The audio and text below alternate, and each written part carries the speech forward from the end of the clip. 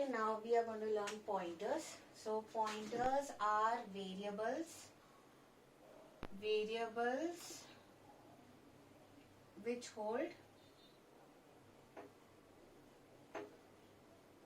address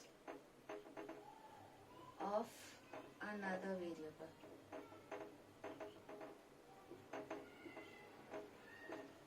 You can say pointers like this. That is, for example, if I have int a is a variable, and if I say a is equal to 5, that means a holds the value 5. And then I say int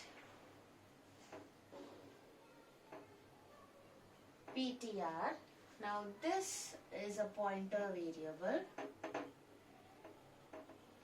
which holds or which points to the address of integer variable. Yes, so that is why int ptr. So ptr is a variable identifier. So it is a pointer type variable, and that points to the address of another integer variable. So it points to the address of another integer variable, means it will be something like this. Now ptr is pointing to the address of the variable a. Yes, so this is how it holds. So when I do, and if I say cout a, it's going to print the value 5, right? And if I say cout address of a or ampersand a, this is going to print the address of the variable a.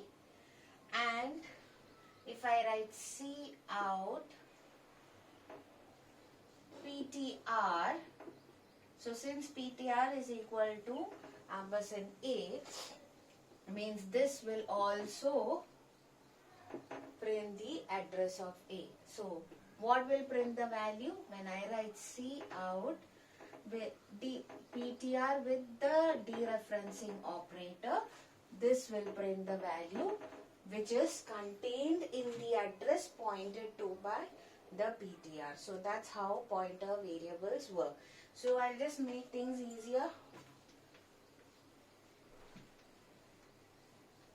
So we were talking about pointers. So if this is a memory location which is called a, it contains the value 5. That's what I said. So this is equivalent to a equal to 5. Clear? Then I'm having ptr. Okay. Now it's a pointer variable which contains, so now suppose the address of a is equal to say 1000. That means ptr will contain 1000, which is what? The address of a. So ptr is pointing to the address of a. So this is what it means. Clear? That means this is equal to ptr is equal to the address of a, where we are going to declare this as int dereferencing operator and ptr. Now why int? Because it points to the memory address which holds an integer value. So if it was 5.5, you might have written float ptr. Now the difference between each cout a will give you value 5, cout address of a, address is specified by the ampersand sign, will give you the value 1000, because we have written 1000 here. Then if I'm writing ptr, it's again going to give you value 1000, because ptr contains the value 1000, which is the address of a. And if I write star ptr or dereferencing operator with ptr, then it's going to print the value 5. That means it will print the value contained in this address. So this is how it works. Okay, so I hope you have understood how pointer works. Now next is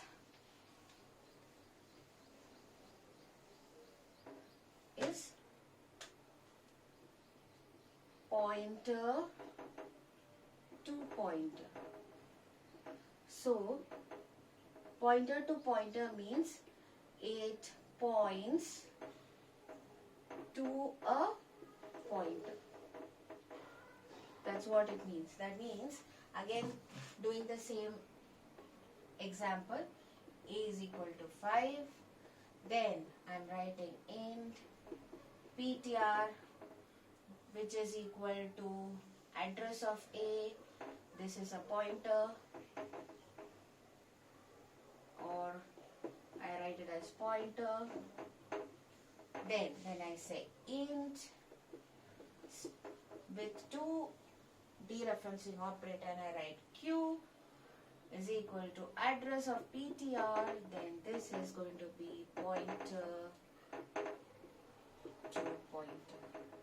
Why? Because q is now pointing to address of another pointer. So that's how a pointer to pointer works. Clear? So to make it a little more easier to understand, I hope you have understood this part. Clear?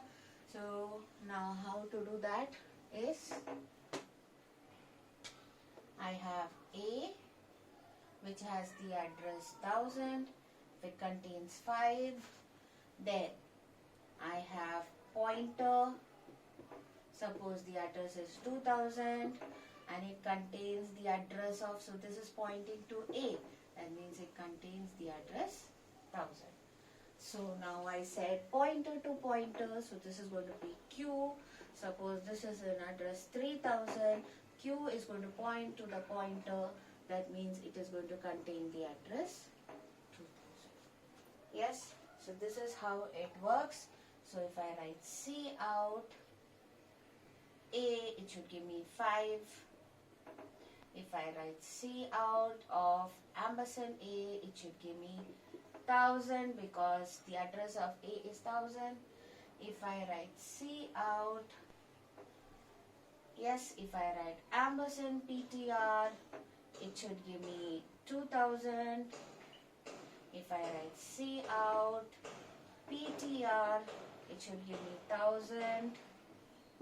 And if I write C out with a dereferencing operator ptr, it should give me 5 back again, because ptr is pointing to the address 1000 which contains the value 5.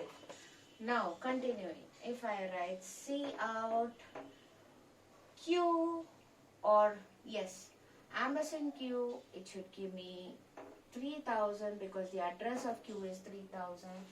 If I write C out q, if I write C out q, it should give me 2000 because q contains the address of another pointer ptr which is 2000.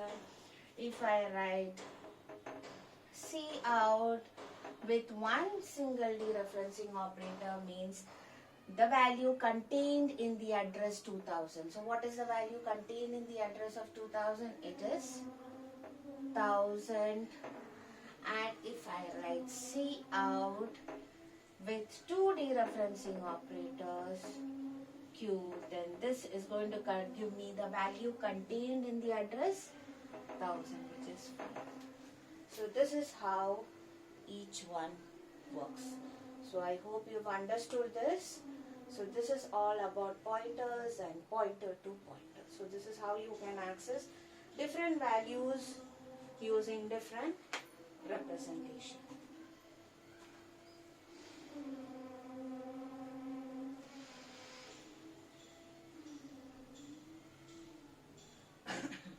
Again, how to represent arrays as pointers and pointers. So as you know, arrays are static memory locations. So if I have to declare an array, it will be, suppose, a of 10. That means I'm reserving 10 memory location of integer type. So now, if I have an integer pointer, say P, yes, and if I write P is equal to address of A means pointing to the first location of the array. Yes, that's how it works. Or you can say it can be A of 0. Fine. So you can do it in this way. So further on, when you use the array, if I write P plus I means it's representing the array A of I. So, and if A of I, location. But if I write star PTI, or if I write dereferencing operator plus with enclosing P plus I means I'm talking about the value contained in the ith location of the array A. So this is how you can represent an array using pointers. Now you can also represent this as A plus I. Why? Because A means the first location. So A plus I means the ith location. So this is also possible. So you can use array with pointers. So you are making pointer point to the first address of A, and you can increment the pointer using the index to access all the subsequent elements of the array, or you can also directly represent array as a pointer in such way. So this is all about arrays and pointers. Or so if I say A of 2 is equal to 5, that means A plus 2 will give you the address of A of 2, and star A plus 2 will give you the value 5. Okay, and if I use a pointer variable, say int star P, and if I say P is equal to the address of A, that means P plus 2 should also give you the value 5. So that's what I was talking right now.